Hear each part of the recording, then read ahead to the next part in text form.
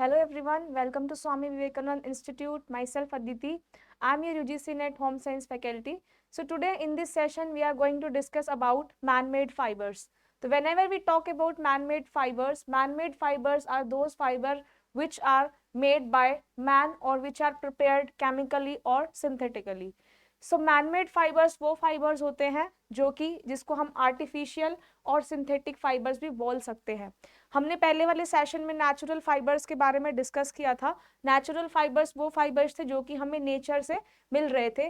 For example जिसमें हमने cotton, वूल, silk इन सब के बारे में डिस्कस किया था। But today in this session we are going to discuss about manmade fibres. तो manmade fibre are those fibre that come from the cellulose and protein such as rayon and acetate. तो इसमें जो manmade fibres हैं मैंने आपको पहले भी discuss किया था, रेयन और एसीटेट जो है मैनमेड फाइबर्स है। रेयन जनरली रीजनरेटेड सेल्यूलोज भी होता है जो कि सेल्यूलोज और प्रोटीन से मिलता है।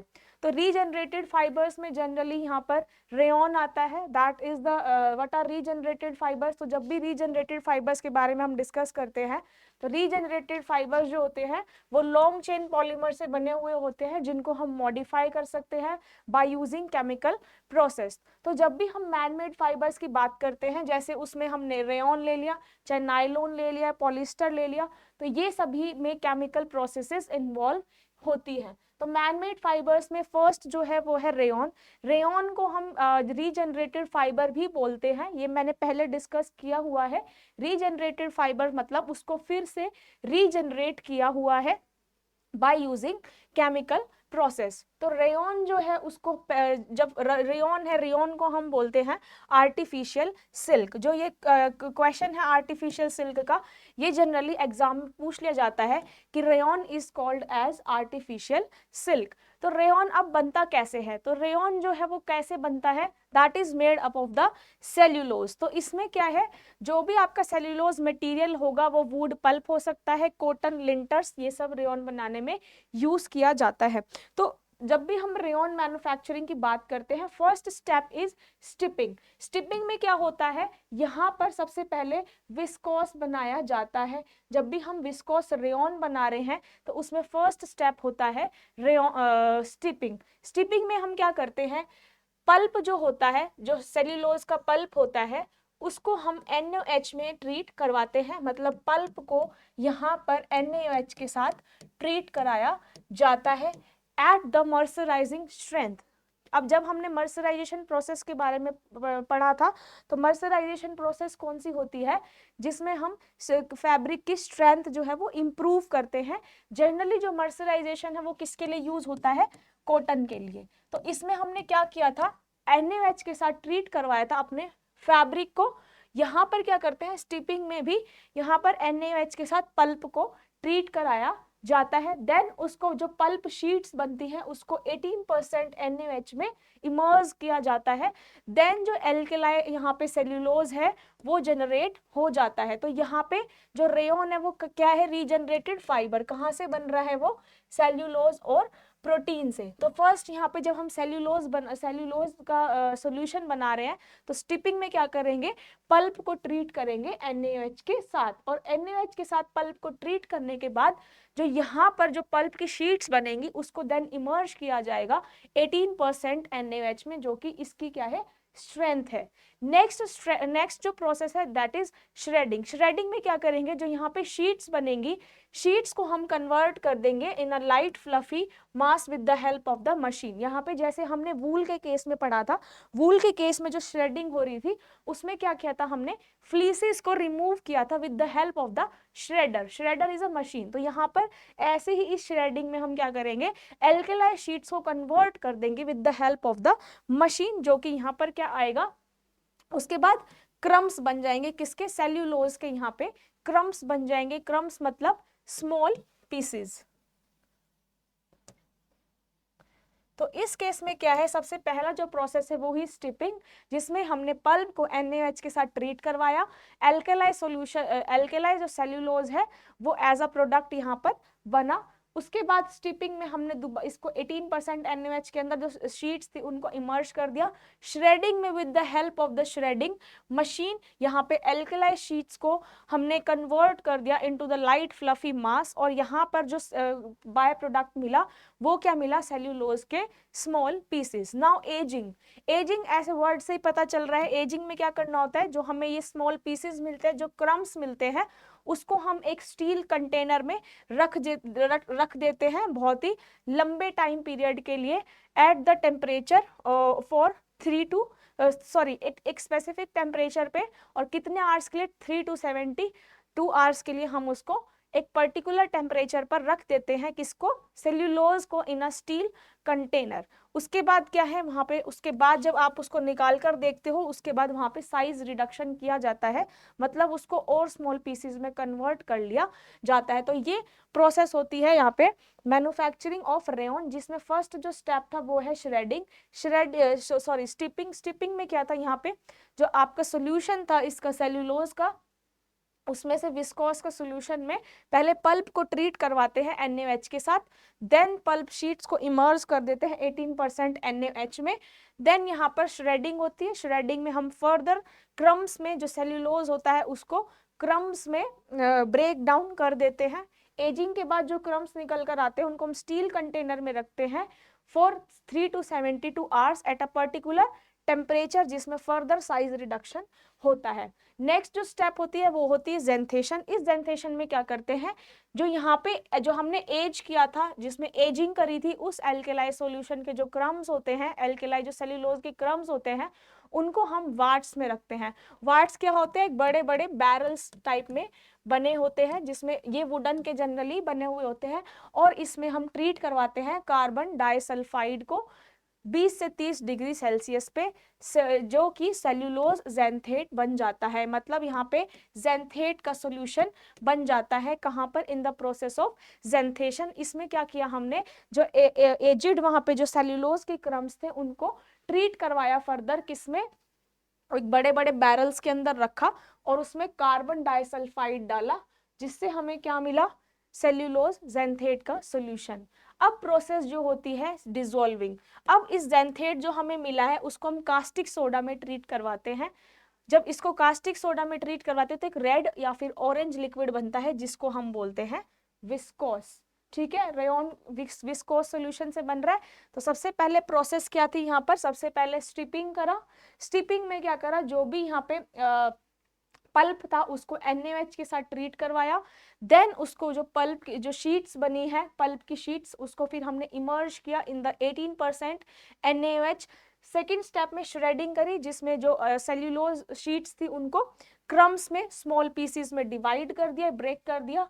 एजिंग में क्या करा, उन्हीं जो आपका क्रम्स था उनको स्टील कंटेनर में रखा at a particular temperature for 3 to 72 hours, जिसके बाद उसमें साइज रिडक्शन हो गया। नेक्स्ट जेंथेशन प्रोसेस में क्या करा था, जेंथेशन प्रोसेस में एजिंग के बाद जेंथेशन में यहाँ पे जो एज एल्केलाई सेल्यूलोज के जो क्रम्स थे उनको वाट्स के अंदर डाला, वाट्स के अंदर डाल के कार्बन डाइसल्फाइड डाला, उसके अंदर कार्बन डाइसल्फाइड के बाद जो हमें सॉल्यूशन मिला लास्ट में, दैट इज सेल्यूलोज जेंथेट। डिसॉल्विंग में जो जेंथेट था उसको कास्टिक सोडा से या फिर NaOH से ट्रीट करवाया, जिसकी वजह से हमें क्या मिला, कौन सा लिक्विड मिला, विस्कोस लिक्विड मिला, जो कि रेडिश और ऑरेंज कलर का है। डिसॉल्विंग के बाद राइपनिंग कराई, जो विस्कोस था, जो सॉल्यूशन निकला, उसको हमने राइपन करने के लिए कुछ टाइम पीरियड के लिए छोड़ दिया। देन उसको राइपन होने के बाद जब वो सॉल्यूशन मिला उसको लास्ट में क्या करा, फिल्टर कर लिया, ताकि उसमें जितने भी डिफेक्ट थे या फिर इम्प्योरिटीज थी उनको रिमूव कर लिया। किस स्टेप में, फिल्टरिंग स्टेप में। तो this is the process of rayon. अब यहाँ पे जब फिल्टर कर लिया, फिल्टर करने के बाद अब जो भी अगर हम फिल्टर करेंगे उसमें इम्प्योरिटीज को रिमूव करेंगे, लेकिन कुछ एयर पार्टिकल्स वहां पर रह जाते हैं, तो उन एयर पार्टिकल्स को रिमूव करने के लिए, उस गैस को रिमूव करने के लिए डी गैसिंग की जाती है। मतलब डी मतलब गैस को रिमूव करना। तो इसको हम कैसे रिमूव करते हैं, जो वहां पे विस्कोस सॉल्यूशन आया था, जो राइपेंड वाला था, उसको पास करते हैं एक सेंट्रीफ्यूगल पंप में। प्रेशर, जहाँ पे प्रेशर लगता है सेंट्रीफ्यूगल पंप में प्रेशर देते हैं और प्रेशर की वजह से सारी एयर बाहर निकल जाती है, तो इसमें क्या होता है, डी गैसिंग। लास्ट में क्या होता है, जो विस्कस का सोल्यूशन है वो स्पिनरेट से पास किया जाता है। स्पिनरेट मैंने आपको पहले बताया था जब हमने स्पिनिंग के बारे में डिस्कस किया था कि सॉल्यूशन बनाते हैं उसमें से सारे पॉलीमर का पूरा सॉल्यूशन डालते हैं, या फिर जिस टाइप का आपको बनाना है वो फाइबर उसका सॉल्यूशन लगाते हैं। वो सॉल्यूशन क्या करता है, जैसे इस केस में यहाँ पे विस्कोस का सॉल्यूशन लिया, स्पिनरेट से पास करा, और स्पिनरेट से पास करने के बाद हमें क्या मिला, वहां पे छोटे छोटे फाइबर्स निकल गए, देन ट्विस्ट होके क्या बन जाते हैं, वो यार्न बन जाते हैं। तो ये प्रोसेस होती है रेयॉन मैन्युफैक्चरिंग की। तो यहाँ पे जो फर्दर हमें मिलता है स्पिनिंग के बाद वो मिलता है रेयॉन। अब यहाँ पे कुछ प्रॉपर्टी है रेयॉन की। अब यहाँ पर क्या है, जो रेयॉन है उसमें लॉन्गिट्यूडनल लाइंस होते हैं जिसको हम स्ट्राइएशन बोलते हैं। अब क्योंकि रेयॉन का क्रॉस सेक्शनल शेप होता है, तो ये सारी प्रॉपर्टी है रेयॉन की। नेक्स्ट क्या प्रॉपर्टी, यहाँ पे जो डिग्री ऑफ पॉलीमराइजेशन होता है, मतलब वो कितना पॉलीमराइज कर सकता है, दैट इज 300 to 400। उसके बाद ये वाली जो प्रॉपर्टी है इसमें विस्कोस का मेनली स्ट्रक्चर बताया हुआ है, इसमें लॉन्गिट्यूडनल लाइंस प्रेजेंट होती है जिसको हम स्ट्राइएशंस बोलते हैं। ये लाइन की होती है क्योंकि उसमें क्रॉस सेक्शनल शेप होती है due to the loss of zinc sulphate during coagulation की वजह से ये लाइंस स्ट्राइएशंस देखने को मिलती है। नेक्स्ट प्रॉपर्टी जो है रेयॉन की वो है लस्टर। लस्टर में क्या है, अब जो रेयॉन है वो वो क्या है, आर्टिफिशियल सिल्क है। तो रेयॉन जब आर्टिफिशियल सिल्क है तो उसमें भी क्या मिलेगी, ब्राइटनेस मिलेगी, सिल्क जैसी नहीं मिलेगी, बट वो जो बाय नेचर है वो कैसा होगा, ब्राइट होगा। और इसकी हम ब्राइटनेस को कंट्रोल भी कर सकते हैं by adding the titanium dioxide. तो इसमें ये क्या होता है, लस्टरस होता है but not lustre as much as silk. Strength क्या है, इसकी स्ट्रेंथ जो है it varies from medium to strong. और इसकी किससे अच्छी होती है strength, it is better than the wool but inferior to cotton and silk. क्योंकि इसमें क्या है, फिलामेंट, जो हमने सिंथेटिक या फिर आर्टिफिशियल फाइबर पढ़ते हैं तो वहां पे जनरली फिलामेंट फाइबर्स यूज करे जाते हैं। ये फिलामेंट फाइबर्स यूज करने की वजह से जो स्ट्रेंथ है वो क्या आती है, अच्छी आती है। तो इसकी स्ट्रेंथ अच्छी होने की वजह से, सॉरी, इसमें जब फिलामेंट फाइबर्स यूज होते हैं तो इसकी स्ट्रेंथ क्या है, इंप्रूव होती है। Next properties elasticity. रेयॉन जो है उसकी गुड इलास्टिसिटी होती है जब वो ड्राई होता है लेकिन और वेट होता है, लेकिन जब उसकी रिकवरी होती है वो बहुत पुअर होती है। मतलब जैसे आप रेयॉन है उसको आप स्ट्रेच करते हो तो उसकी इलोंगेशन तो अच्छी होती है, लेकिन जब वो अपनी ओरिजिनल पोजीशन में आता है तब वो क्या होता है, क्रीज या फिर रिंकल रेजिस्टेंट नहीं होता। रेजिलेंसी क्या है, लो है, क्योंकि जब वो इलास्टिक रिकवरी नहीं कर पाएगा, अपनी ओरिजिनल पोजीशन पे वापस नहीं जा पाएगा, तो उसकी रेजिलेंसी क्या हो जाएगी, कम हो जाएगी। तो ये सारी कुछ रेयॉन की प्रॉपर्टीज है। नेक्स्ट है मॉइस्चर रीगेन। अब रेयॉन क्या है, सबसे अच्छा एब्जॉर्ब करता है फाइबर को, ठीक है। जो मतलब इसमें अगर ये अच्छा एब्जॉर्ब कर रहा है तो इसमें जो वाटर एब्जॉर्बिंग प्रॉपर्टी है वो कैसी होगी, हाई होगी। तो मॉइस्चर रीगेन में क्या है, अगर यहाँ पे कॉटन और जो लिनन है उससे इसकी अच्छी प्रॉपर्टी होती है, क्योंकि रेयॉन में कैसा स्ट्रक्चर होता है, एमोर्फस स्ट्रक्चर होता है। अब जब एमोर्फस स्ट्रक्चर होगा तो यहाँ पे मॉलिक्यूल सब दूर दूर प्रेजेंट रहेंगे, तो यहाँ पे क्या है, इजीली यहाँ पे मॉइस्चर एब्जॉर्ब हो जाएगा, क्योंकि इनके बीच में फोर्स ऑफ अट्रैक्शन क्या है, लो है। तो यहाँ पर जो मॉइस्चर रीगेन होगा, मतलब मॉइस्चर जो एब्जॉर्प्शन होगा वो क्या होगा, अच्छा होगा, बिकॉज इसमें कैसा स्ट्रक्चर रहता है, अमोर्फस स्ट्रक्चर रहता है। Next is thermal properties. Rayon क्या है, यहाँ पे it is very good conductor of heat and very ideal for summer wear. तो यहाँ पे रेयॉन का अच्छा थर्मल प्रॉपर्टीज होती है, अच्छी जो है इसमें, जैसे कॉटन है बर्निंग के बाद आफ्टर ग्लो देता है, ऐसे ये बर्निंग के बाद क्या करता है, आफ्टर ग्लो देता है। इसमें जब आप इसको बर्न करते हो तो एक ग्रेइश व्हाइट फ्लफी ऐश रेजिड्यू देखने को मिलता है। अब जो विस्कस रेयॉन है वो डीकम्पोजिशन होने लग जाता है उसका एट 150 डिग्री सेल्सियस पे, लेकिन हाई जो डीकम्पोजिशन होता है वो होता है 200 डिग्री सेल्सियस पे।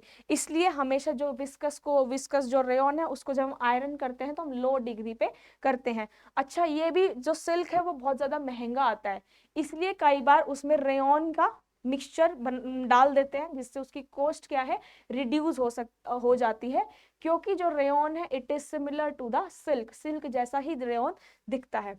तो इसमें क्या है, थर्मल प्रॉपर्टीज में it is a very good conductor of heat, और ये किस पे, हाई टेम्परेचर पे डीकम्पोजिशन होना स्टार्ट इसकी हो जाती है। नेक्स्ट जो है इसकी कुछ केमिकल प्रॉपर्टीज है, एल्केलाई का क्या इफेक्ट पड़ता है। अब जो रेयन है वो किससे बना हुआ है, सेल्यूलोज से बना हुआ है, तो इसकी सेल्यूलोज से बना है तो ये किससे रेजिस्टेंस होगा, एल्केलाई ट्रीटमेंट से ये क्या करेगा, रेजिस्ट करेगा। अब जब हम इसमें अगर कंसंट्रेटेड एल्केलाई यूज करते हैं, मतलब एल्केलाई सॉल्यूशन से जब हम इसको ट्रीट करवाते हैं, तो यहाँ पे जो विस्कस रेयन है वो डिसइंटीग्रेट हो जाता है। इसलिए यहाँ पे बोला जाता है कि यहाँ पर जो रेयन है उसकी माइल्ड सॉपिंग करनी चाहिए, क्योंकि एल्केलाई के केस में जो रेयन है उसका स्ट्रक्चर चेंज हो जाता है, वो डिसइंटीग्रेट हो जाता है। जैसे हमने लास्ट स्लाइड में पढ़ा था कि हाई टेम्परेचर पे वो डिसइंटीग्रेट हो जाता है, ऐसे ही एल्केलाई के केस में अगर आप यहाँ पे डाइल्यूट की जगह कंसंट्रेटेड यूज करते हो तो कंसंट्रेटेड सॉल्यूशन एल्केलाइज में ये डिसइंटीग्रेट हो जाता है। एसिड का क्या इफेक्ट होता है, ऑल्सो एसिड के केस में भी ये डिसइंटीग्रेट हो जाता है, मतलब टूट जाता है इसका स्ट्रक्चर। ज्यादा ये हॉट डाइल्यूट या फिर कोल्ड कंसंट्रेटेड जैसे आपके मिनरल एसिड है इनको विदस्टैंड नहीं कर पाता, इसका इफेक्ट बहुत ज्यादा विस्कस रेयन पे पड़ता है। ब्लीच का क्या इफेक्ट होता है, ब्लीचिंग जब हम करते हैं रेयन में तो रेयन जो है उसका डिसकलरेशन नहीं होता, वो अपना प्रॉपर वाइट कलर ही रखता है। अगर ब्लीचिंग जरूरत होती है तो यहाँ पे हम सोडियम हाइपोक्लोराइड, सोडियम पर बोरेट, हाइड्रोजन परऑक्साइड, इसकी हम लो कंसंट्रेशन पे विस्कस रेयन की ब्लीचिंग कर सकते हैं। इसकी यही अच्छी प्रॉपर्टी है कि इसमें अच्छा ब्लीचिंग ऑक्सीडाइजिंग एजेंट है। यहाँ पर जब भी ब्लीचिंग करते हैं तो उस केस में रेयन में डिसकलरेशन नहीं होती। नेक्स्ट जो इसकी मिसक्लिनियस प्रॉपर्टी है वो है सनलाइट। सनलाइट में इसका कलर फेड नहीं होता। अगर हम बहुत ज्यादा अगर हम ज्यादा एक्सेसिव सनलाइट दे रहे हैं, ज्यादा सनलाइट प्रोवाइड कर रहे हैं, तो उस केस में जिसका फैब्रिक है वो येलो हो जाता है और कपड़ा जो है वो डिटोरेट हो जाता है। लेकिन ये कब होगा, सिर्फ एक्सेसिव कंडीशन में, अगर आपने बहुत ज्यादा इसको धूप में रख दिया तो ही इसका कलर फेड होगा, लेकिन अगर अदरवाइज कम वैसे रख रहे हो नॉर्मल उस पे तो फिर इसका कोई भी इफेक्ट नहीं होता। मिल्ड्यू मतलब फंगस का क्या इफेक्ट होता है रेयन पे।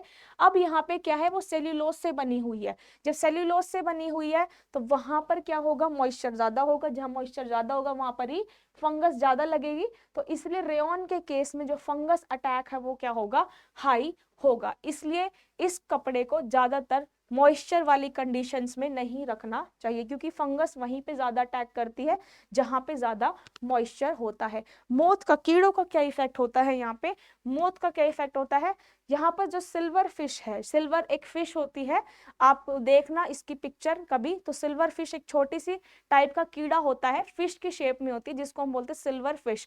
तो ये सिल्वर फिश क्या करती है, इस रेयन को डैमेज कर सकती है। पर्सपिरेशन मतलब स्वेटिंग का क्या इफेक्ट होता है, यहाँ पर क्या है, अगर पर्सपिरेशन जैसे मान लो स्वेटिंग के कांटेक्ट में फैब्रिक आ गया तो काफी बार फैब्रिक जो है वो उसका जो कलर है वो फेड हो सकता है। Now this is the type of rayon. किस किस टाइप के आपके पास रेयन होता है, एक होता है हाई वेट मॉड्यूलस। इसका मतलब क्या होता है, this is the modified version, जहां पे ये होता है वेट कंडीशन में। अगर देखो हाई वेट मॉड्यूलस मतलब ये वेट कंडीशन में कैसा रहेगा, स्ट्रॉन्ग रहेगा, तो इस टाइप के रेयन को बोलते हैं हाई वेट मॉड्यूलस। नेक्स्ट जो है पॉलिनोजिक रेयन। पॉलिनोजिक रेयन का मतलब ये श्रिंक नहीं करता और डायमेंशन जो है इसका जो स्ट्रक्चर है वो क्या रहता है, स्टेबल रहता है। टेंसिल जो रेयन है वो है हाई एंड मटेरियल, जो इसमें आपका ये वाला रेयन होता है ये बहुत ही ज्यादा ड्यूरेबल होता है। मतलब जो सबसे अच्छा रेयन है वो कौन सा, आपका ड्यूरेबल वाला टेंसिल रेयन। नेक्स्ट है लायोसेल रेयन। ये क्या होता है, इसका क्वेश्चन जनरली पूछा जाता है। ये लायोसेल रेयन जनरली यहाँ पे हम ज्यादातर इसको यूज नहीं करते, क्योंकि ये जो लायोसेल होता है वो एक्सपेंसिव होता है। ये जो लायोसेल वाला है आपका रेयन ये ना एक्सपेंसिव होता है, इसलिए इसको ज्यादा यूज नहीं करा जाता। अब जो लायोसेल रेयन है वो क्या होता है, इसमें हम क्या करते हैं, एक सॉल्वेंट लेते हैं, उस सॉल्वेंट में सेल्यूलोज को ऐड करते हैं। इसमें क्या करना है, एक्स्ट्रा प्रॉपर्टीज को एनहांस करना है रेयन की। तो इस केस में हम सॉल्वेंट यूज करेंगे, उस सॉल्वेंट में सेल्यूलोज को मिलाएंगे ताकि उसकी एक्स्ट्रा प्रॉपर्टीज जो है वो एनहांस हो सके, उसकी स्ट्रेंथ जो है वो इंप्रूव हो सके। बट जनरली हम यहाँ लायोसेल रेयन का यूज नहीं करते क्योंकि ये एक्सपेंसिव बहुत ज्यादा होता है। Whereas in the case of tensile rayon ये वाला ज्यादा ड्यूरेबल होता है, इसलिए टेंसिल रेयन का भी यूज कर सकते हैं। पॉलिनोजिक का भी यूज कर सकते हैं क्योंकि इसकी रेजिलेंसी पावर थोड़ी सही होती है, श्रिंक नहीं करता। और हाई वेट मॉड्यूलस का भी यूज ज्यादा नहीं करते क्योंकि वेट कंडीशन में ही जो ये रेयन है वो स्ट्रॉन्ग होता है। अब यहाँ पर कुछ यूज दिए हुए हैं, कहाँ कहाँ रेयन यूज होता है, ड्रेस, जैकेट्स, सूट्स, ये सारे एपरल्स मैंने दिखा रखे हैं जहां जहां रेयन का यूज करते हैं। यहाँ होम फर्निशिंग में भी रेयन का यूज करते हैं, यहाँ पे बेडशीट, ब्लैंकेट्स बनाने में भी रेयन के कपड़े का इस्तेमाल किया जाता है। मेडिकल प्रोडक्ट्स, इंडस्ट्रियल प्रोडक्ट्स, यहाँ पे ये सारे इंडस्ट्रियल यूजेस है। दूसरा, फेमिनिन हाइजीन प्रोडक्ट्स में भी जनरली रेयन का यूज किया जाता है। Now next synthetic fibre is polyester. अभी मैंने रेयन के बारे में डिस्कस किया कि कैसे रेयन बनता है। Now we are going to discuss about polyester, क्योंकि पॉलिस्टर भी क्या है, एक सिंथेटिक फाइबर है। सिंथेटिक फाइबर भी मैन मेड फाइबर्स होते हैं जो कि जनरली केमिकल से बनाए जाते हैं। जैसे आपका पॉलिस्टर, नायलॉन, एक्राइलिक, ये सारे क्या है, बाय यूजिंग केमिकल से हम इनको डिजाइन करते हैं। तो पॉलिस्टर क्या है, पॉलिस्टर एक थर्मोप्लास्टिक है। थर्मोप्लास्टिक मतलब हाई हीट करने पे अपना जो शेप है वो चेंज हो जाता है। तो पॉलिस्टर भी क्या है, एक थर्मोप्लास्टिक है और उसकी क्या है, अच्छी स्ट्रेंथ है। आपने पॉलिस्टर की काफी सारी चीजें देखी होंगी इन अ प्लास्टिक इंडस्ट्री। तो पॉलिस्टर में क्या है, जो पॉलिस्टर है उसका फाइबर कैसा दिखता है, स्मूथ दिखता है, ग्लास रोड शेप का दिखता है जैसे नायलॉन का दिखता है। ठीक है, जनरली इसको हम ब्लेंड करते हैं दूसरे फाइबर्स के साथ सो दैट इसकी जो एब्जॉर्बेंसी पावर है, स्ट्रेंथ है, वो इम्प्रूव हो जाए। अब हम पॉलिस्टर को बनाते कैसे हैं, जब हम पॉलिस्टर को बना रहे हैं तो हम इसमें क्या यूज करते हैं, इथाइलिन ग्लाइकोल और डायमिथाइल टेट्रापेलेट को यूज करते हैं ताकि हमारे पास पेट निकले, मतलब पॉली इथाइलिन टेट्रापेलेट। अब इसमें जो पॉलिस्टर है, मेनली पॉलिस्टर क्या है, एक पॉलीमर है। दिस इज मोनोमर, जो सिंगल यूनिट्स होती है उनको मोनोमर बोलते हैं। अगर इनकी चेन बना दी जाती है तो that is known as polymer. तो इसमें हम क्या करते हैं, पॉलीमर का सोल्यूशन बनाते हैं। उस पॉलीमर को सोल्यूशन को हम मेल्ट करते हैं at a very high temperature, then उसको स्पिनरेट से पास करते हैं और स्पिनिंग प्रोसेस करते हैं जहाँ पे इसके पॉलिस्टर के फाइबर्स निकल के आते हैं। उन फाइबर्स को ट्विस्ट करके यान बनाया जाता है, फिर यान से क्या बनता है, फैब्रिक बनता है। तो यहाँ पे जो पॉलिस्टर है, यहाँ पे पॉलिस्टर है उसको हम सबसे पहले क्या करते हैं, जो पॉलिस्टर है उसको हम इथाइलिन ग्लाइकोल के साथ ट्रीट करवाते हैं। एंड क्योंकि हमें यहाँ पे क्या बनाना है, पेट बनाना है, मतलब पॉली इथाइलिन टेट्रापेलेट बनाना है, तो इसको हम ट्रीट कराते हैं डायमिथाइल टेट्रापेलेट से विद द इथाइलिन ग्लाइकोल ताकि पेट मिले। उसके बाद जो पेट का सोल्यूशन मिलता है उस, अब जो यहाँ पे जैसे पॉलीमर्स है, ये वाला चेन है, तो इसको हम क्या करेंगे, बहुत ही प्लास्टिक टाइप में होता है, प्लास्टिक शेप में होता है। तो यहाँ पे इस प्लास्टिक को, जो आपके पास पेट है, उसको हम क्या करते हैं, पॉलीमर को मेल्ट करते हैं at a very high temperature. उसके बाद मेल्ट करने के बाद जो सोल्यूशन मिलता है, जैसे मेल्टिंग के बाद हमें ये किसका सोल्यूशन मिला, पॉलिस्टर का सोल्यूशन मिला। इस सोल्यूशन को हम स्पिनरेट से पास करते हैं और स्पिनरेट से पास करने के बाद हमें डिजायर शेप के यहाँ पे पॉलीमर फाइबर्स यहाँ पर मिलते हैं। पॉलीमर फाइबर्स जब हमें मिलते हैं उसके बाद इसमें क्या करते हैं हम, यहाँ पे पॉलीमर फाइबर्स जब मिलेंगे, फाइबर से क्या बनेगा, यान बनेगा, देन उसको ट्विस्ट करके बाद में उसको यूटिलाइज कर लिया जाता है। तो ये है आपका स्पिनिंग ऑफ फाइबर्स। अब पॉलिस्टर में कुछ नहीं किया, जितने भी हम सिंथेटिक फाइबर्स पढ़ेंगे उसमें कुछ नहीं करना, पॉलीमर का यूज करना है, उनको मेल्ट करना है और स्पिनरेट से पास करना है, उसकी स्पिनिंग करनी है। तो जो हमें रिजल्टेंट मिलेगा that is man made fibre और सिंथेटिक फाइबर, क्योंकि इसमें हमने केमिकल्स का यूज करा है। अब जो पॉलिस्टर है इसके कुछ यूजेस है। यूजेस क्या है, सबसे पहले कुछ प्रॉपर्टीज पढ़ लेते हैं। प्रॉपर्टीज में शेप एंड अपीयरेंस, यहाँ पे जनरली राउंड और यूनिफॉर्म नेचर का पॉलिस्टर मिलता है। ट्रांसपेरेंट होता है इसका फैब्रिक और वाइट होता है, जनरली ऑफ वाइट, वाइट और ट्रांसपेरेंट कलर का फैब्रिक देखने को मिलता है पॉलिस्टर में। स्ट्रेंथ जो होती है पैट की, वो जनरली स्ट्रोंगर होती है। जब हम प्लास्टिक की बॉटल्स बनाते हैं जनरली वो भी पैट की बनाई जाती है, तो उस केस में अच्छी वाली जब प्लास्टिक बनती है दैट इज ऑफ पैट, तो पैट में यहाँ पे जो पॉलिस्टर है उसकी स्ट्रेंथ क्या होती है, अच्छी होती है। इलास्टिसिटी कैसी होती है, इसमें ज्यादा इलास्टिक नहीं होता, क्योंकि आपने देखा होगा अगर आप प्लास्टिक को ज्यादा स्ट्रेच करते हो तो वो ज्यादा स्ट्रेच नहीं होता और उसकी शेप इजिली डिस्टोर्ट हो जाती है। जैसे प्लास्टिक की बोतल को अगर आप स्क्वीज कर देते हो तो वो अपनी ओरिजिनल पोजीशन में वैसी शेप में नहीं आ सकती। तो इसकी इलास्टिसिटी और रेजिलेंसी पावर कैसी है, बहुत ही ज्यादा पुअर है। बट यहाँ पे रेजिलेंसी पावर जो इसमें इस केस में अगर मैं प्लास्टिक की जगह फाइबर्स की बात करूं तो यहाँ पे जो इसमें रेजिलेंसी जो होती है वो बहुत ज्यादा हाई होती है। और जब ये वेट कंडीशन में होता है तो उसमें रिंकलिंग नहीं होती, मतलब रिंकल्स नहीं पड़ते। हीट कंडक्टिविटी कैसी होती है, they are the good conductor of heat, easily heat को एब्जॉर्ब कर लेते हैं। एब्जॉर्बेंसी कैसी है, जो पानी है उसमें कम एब्जॉर्ब होता है, उसके एब्जॉर्बेंट तो कम है, एब्जॉर्ब नहीं करता, लेकिन जो ये जो ड्राई होता है वो बहुत जल्दी होता है, इसलिए इसको वाटर रेपेलेंट पर्पसेस के लिए यूज किया जाता है। वाटर रेपेलेंट पर्पस मतलब हमने पहले भी डिस्कस किया था, जिस जैसे आपके रेन कोट हो गए जो कि वाटर को कंप्लीटली एब्जॉर्ब कर लेते हैं, तो ऐसे फाइबर्स को हम बोलते हैं वाटर रेपेलेंट फैब्रिक्स, जिसमें यहाँ पे पॉलिस्टर का यूज होता है। अब यहाँ पे कुछ यूज है पॉलिस्टर के, जैसे ये ड्यूरेबल होता है, कंफर्टेबल होता है और इसकी इजी केयर हो सकती है। होम फर्निशिंग प्रोडक्ट्स में भी यूज किया जाता है, ठीक है। नेक्स्ट इसको पिलोज, बेड शीट्स, इनमें विंटर जैकेट्स बनाने में, इन सब में पॉलिस्टर का यूज होता है, क्योंकि पॉलिस्टर क्या होता है, वाटर रेपेलेंट, ठीक है। तो वाटर रेपेलेंट फैब्रिक्स के बनाने के लिए भी पॉलिस्टर का यूज किया जाता है।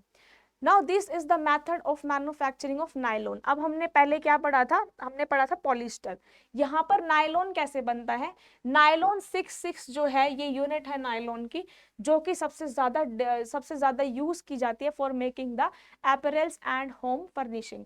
नायलॉन की जो यूनिट होती है जिससे नायलॉन बनता है दैट इज पॉलीअमाइड, जिसमें पॉलीअमाइड के पॉलीमर्स को क्या करा जाता है, यूज किया जाता है, उसको मेल्ट किया जाता है at a very high temperature, then उसको स्पिनरेट से पास करके नायलॉन बनाया जाता है। अब जो इसमें रॉ मटेरियल यूज होता है दैट इज नायलॉन 66, जो कि किससे बना होता है, hexamethylene diamine and adipic acid. ये तो आपको याद ही करना पड़ेगा, इसकी कोई ऐसी ट्रिक नहीं है। नायलॉन 66 को पहले बनाया जाता है using the hexamethylene diamine and adipic acid. उसके बाद इसकी चिप्स बनाई जाती है, मतलब इसके छोटे छोटे टुकड़े करे जाते हैं। वो चिप्स में क्या होता है, यहाँ पे जनरली केमिकल्स का यूज किया जाता है। मेनली यहाँ पे नायलॉन सॉल्ट का यूज किया जाता है। इस सॉल्ट को प्योरीफाई किया जाता है। सबसे पहले क्या करा, पॉलीअमाइड लिया, उसमें केमिकल्स ऐड करे, सॉल्ट ऐड करा, उस सॉल्ट को प्योरीफाई किया, पॉलीमराइज किया, देन यहाँ पे क्या हुए आपको उसको जैसे ऐसे शेप में, रिबन शेप में नायलॉन जो है वो निकल कर आ जाता है। उसके बाद जो स्टेप होता है वो होता है मेल्टिंग, जिसमें जो पैलेट्स होते हैं, मतलब ऐसे छोटे छोटे जो आपके फाइबर्स निकल कर आए थे पैलेट्स फॉर्म में, इनको क्या करा जाता है, नायलॉन को मेल्ट किया जाता है, फिर स्पिनरेट से पास किया जाता है। यहाँ पे जो सिंथेटिक फाइबर्स बनाने के जो तरीके वो सब में सेम है। जनरली क्या करना है, उसमें पॉलीमर मोल्टन सोल्यूशन लेना है, मेल्टेड सोल्यूशन लेना है, उस सोल्यूशन को हाई हीट करके स्पिनरेट से पास करना है, और स्पिनरेट से पास करने के बाद क्या मिलता है हमें, फाइबर यहाँ पर मिलता है। तो यहाँ पर क्या किया हमने, पहले रॉ मटेरियल या नायलॉन 66 लिया, फिर इसके चिप्स बनाए, मतलब छोटे छोटे पीस में इसको डिवाइड कर दिया यूजिंग द नायलॉन सॉल्ट, इसमें कुछ केमिकल्स ऐड करे, देन उनको मेल्ट करा, उसका मेल्ट करके सॉल्यूशन बनाया, स्पिनरेट से पास करा, उसके बाद यहाँ पे स्पिनरेट से पास करने के बाद ऐसे टाइप के फिलामेंट्स देखने को मिले। देन इसमें स्पिनिंग प्रोसेस करते हैं, फाइबर्स को कूल किया जाता है, देन उसमें क्या होता है, यहाँ पर मेनली या तो स्टेपल और फिलामेंट फाइबर्स जनरली नायलॉन के प्रोड्यूस होते हैं। देन सेम प्रोसेस यहाँ पे स्पिनिंग वाला रिपीट होता है कि स्पिनिंग हो गया, ड्राइंग ट्विस्टिंग हो गया, क्रिम्पिंग एंड हीट सेटिंग। ये वाला जो प्रोसेस है ये नायलॉन में जनरली किया जाता है, मतलब उसको हीट सेट किया जाता है हाई टेम्परेचर पे, उसमें क्रिम्प्स दिए जाते हैं और उसको बिल्कुल एक डिजायरेबल शेप में हीट सेट किया जाता है। अब यहाँ पर कुछ प्रॉपर्टीज है नायलॉन की, वो प्रॉपर्टीज क्या है, शेप जो होती है इसकी यूनिफॉर्म होती है, लॉन्ग होती है, ब्राइट से डल इसका अपीयरेंस हो सकता है, एलोंगेशन अच्छा होता है, रेजिलेंसी भी अच्छी होती है, लेकिन ये एसिड से एसिड को रेजिस्ट नहीं करता, मतलब एसिड जब अगर नायलॉन पे लगता है तो वो नायलॉन के स्ट्रक्चर को डिग्रेड कर देता है। एल्केलाई नहीं करता, सनलाइट जनरली नायलॉन को इफेक्ट करती है, और फ्लेम क्या है, सेल्फ एक्सटिंग्यूशिंग, मतलब ज्यादा इसमें फ्लेम रिटार्डेंट जो है वो नायलॉन होता है। तो ये कुछ आपके यहाँ पे सिंथेटिक फाइबर्स के जिसके बारे में हमने डिस्कस किया कि सिंथेटिक फाइबर कैसे बनाए जाते हैं, और साथ ही साथ रीजनरेटेड सेल्यूलोज में रेयॉन की मैन्युफैक्चरिंग कैसे होती है। तो जो सिंथेटिक फाइबर है, जो मैनमेड फाइबर है, उनकी जनरली मैन्युफैक्चरिंग से सिमिलर होती है, जिसमें सिर्फ कुछ नहीं करना होता, स्पिनिंग के तो सारे प्रोसेस सेम ही होते हैं, लेकिन इसमें क्या है, केमिकल्स यूज होते हैं, केमिकल्स को यूज करके वहां पे पॉलीमर्स को मेल्ट करके हाई हीटिंग करके स्पिनर रेट से पास करते हैं, जिससे desirable filament or staple fibres निकलते हैं। उन फाइबर्स को कंबाइन करके फैब्रिक बनाया जाता है। जनरली जो मैनमेड फाइबर्स है उसमें ट्रांसपेरेंट, वाइट, ऑफ वाइट, ये सब चीजें के ऐसे टाइप के फैब्रिक्स देखने को मिलते हैं। So this is all about the manufacturing of synthetic fibres. Hope आपको ये चीजें समझ आ गई होंगी। So thank you so much and bye bye, take care.